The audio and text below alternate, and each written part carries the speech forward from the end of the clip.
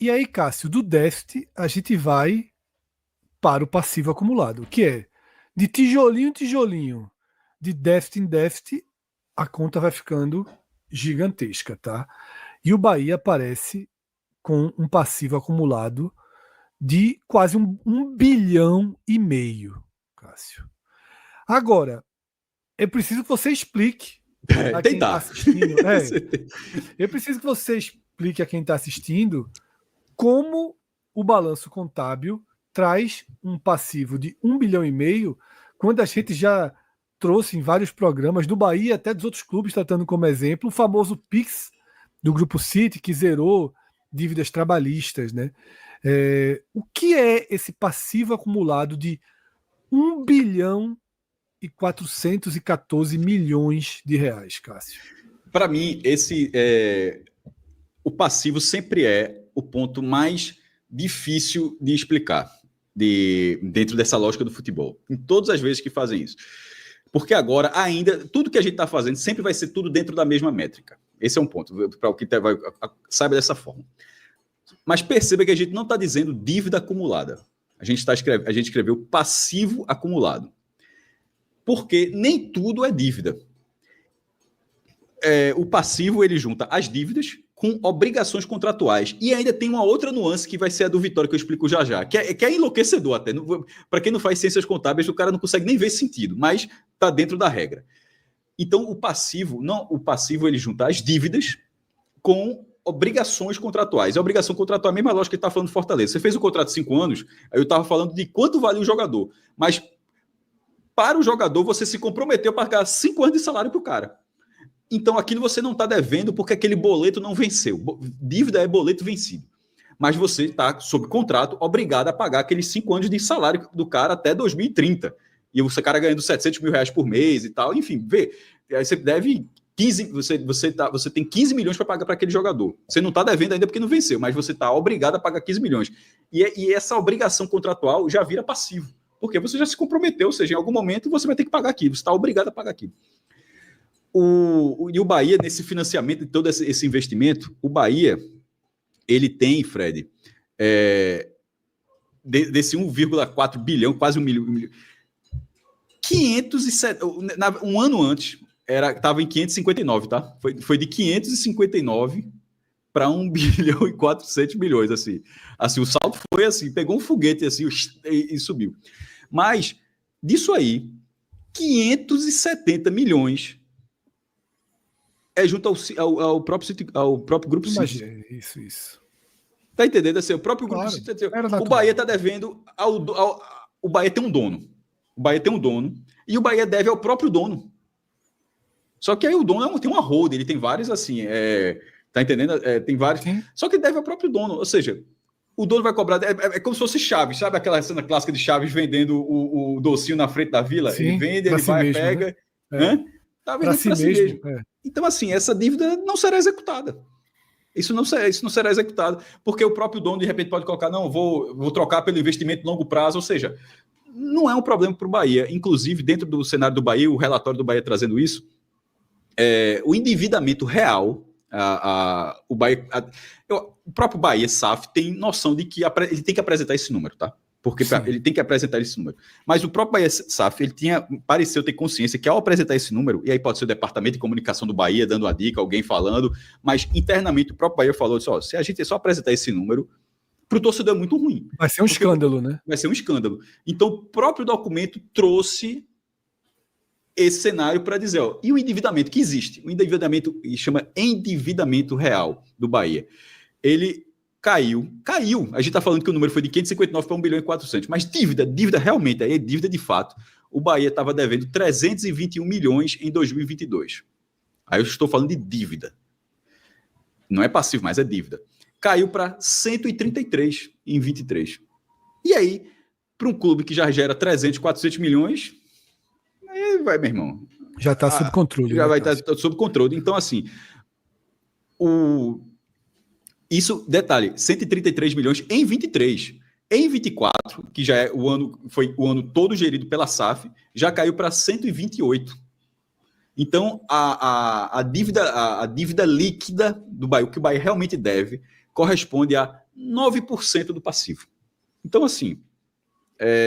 O Bahia apareceria nessa nossa lista aí, Cássio, na 6ª posição, né? Acima, só o Ceará tem um passivo menor do que esse endividamento real do Bahia, né? Isso. E um outro dado que agora eu faço o link com o Vitória, que é o seguinte: o Bahia e Vitória, que são da Libra, tem as duas ligas, a Libra e a LFU, eles assinaram com a Globo até 2029. Assinaram de 25 a 29, 5 edições. Aí assinaram Globo, Sport TV, Premier, fizeram o pacote completo com a Globo. Quando você assina, é um pouco do que é com o jogador. A gente não assinou, não vira contratação para... Só que nesse caso, o clube que vai ganhar. Então, isso entra como receitas a apropriar. E isso entra tanto no ativo quanto no passivo. Aí na hora que você vai receber de um ano, tira do outro. E você vai tirando, até chegar em 2029 vai equilibrar. Então, isso aí do Bahia, o contrato do Bahia era um contrato, Fred, de 290 milhões. E que foi também para isso. E a mesma lógica do Vitória. O Vitória está 628 milhões.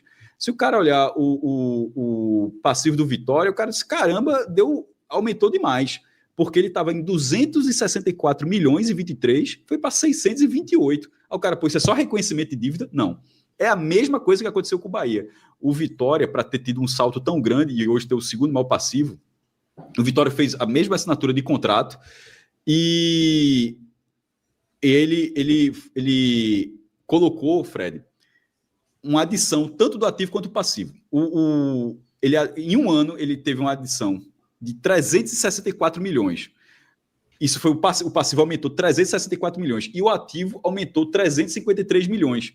Porque é a parte onde se eu tivesse formado em ciências contábeis, eu explicaria de uma forma mais clara. Mas, enfim, nessa questão contábil, isso vai para receitas apropriar, isso entra tanto num lado quanto no outro. Repito. E aí ele vai assim, ó, toda vez que passa um ano de contrato, por exemplo, o contrato começou esse ano, 25, né? No próximo balanço do Vitória, esse passivo do Vitória provavelmente estará menor, porque uma parte do que o Vitória recebeu, 1/5 do que o Vitória recebeu... vai entrar de fato no clube. Vai entrar como receita, ou seja, ele sai do passivo e entra como receita. Então isso vai diminuir. Isso vai acontecer a mesma coisa com o Bahia. Então, o Vitória deve muito dinheiro, mas o Vitória não deve 600 milhões. O Vitória, a dívida dele é muito mais do que era na lógica dos 260 milhões, pouco mais do que isso, e é o que a gente fala. Por isso que se chama passivo. Cássio, o Sport... Se eu estiver falando alguma besteira, algum contador estiver maluco aqui, eu peço desculpas, tá? Mas, enfim, depois de todos os balanços, foi dessa forma que os dois clubes explicaram. Cássio, o Sport tem um passivo de 346 milhões, tá? Que se você descontar as ponderações do Bahia e do Vitória, o Sport passaria a ter o maior passivo real.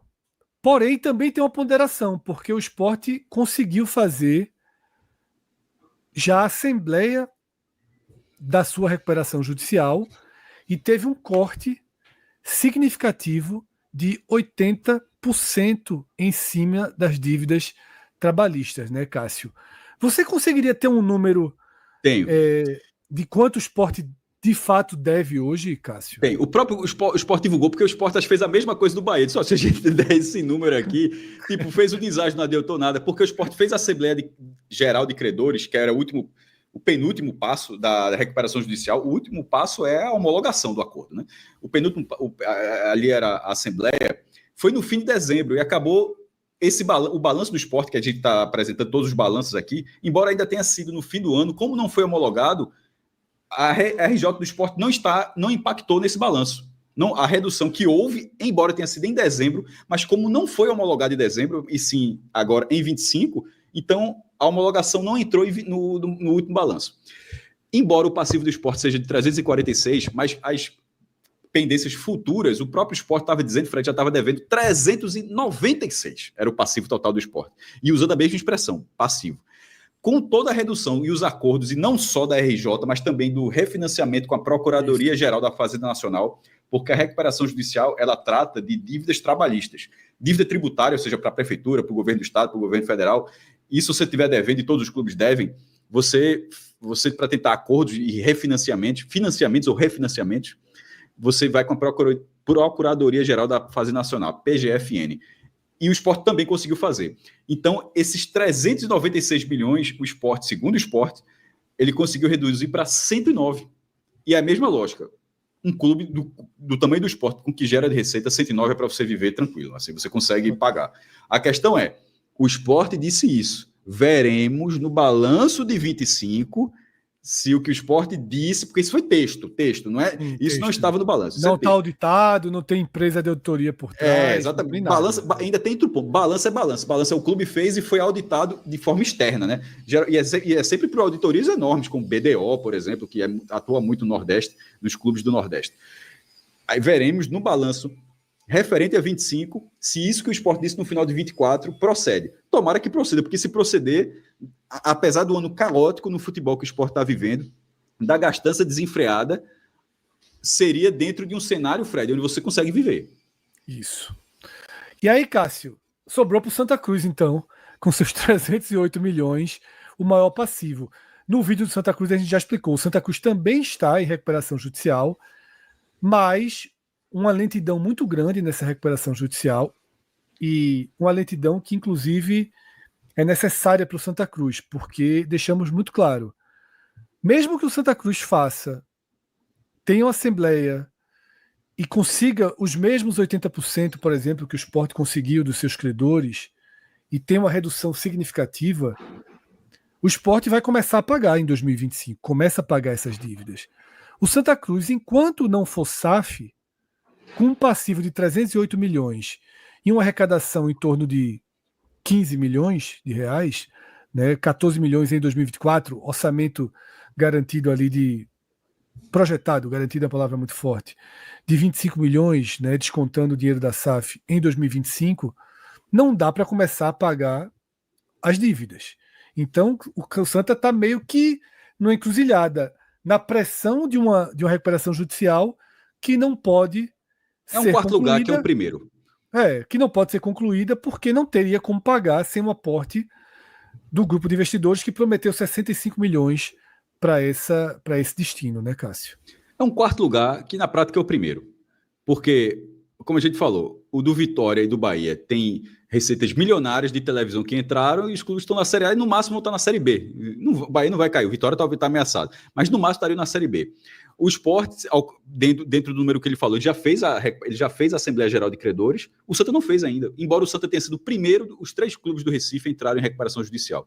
O Santa em setembro de 22, e ainda não fez nem a Assembleia Geral de Credores, porque a Assembleia Geral de Credores é o seguinte, você junta todo mundo que você deve e vota para saber se vai ou não vai ter esse acordo, depois de muitas negociações. O Sport já fez isso, negociou e foi aprovada com um deságio de 80%. Mas aquela questão, como é que alguém aceita receber 80% menos do que tinha direito?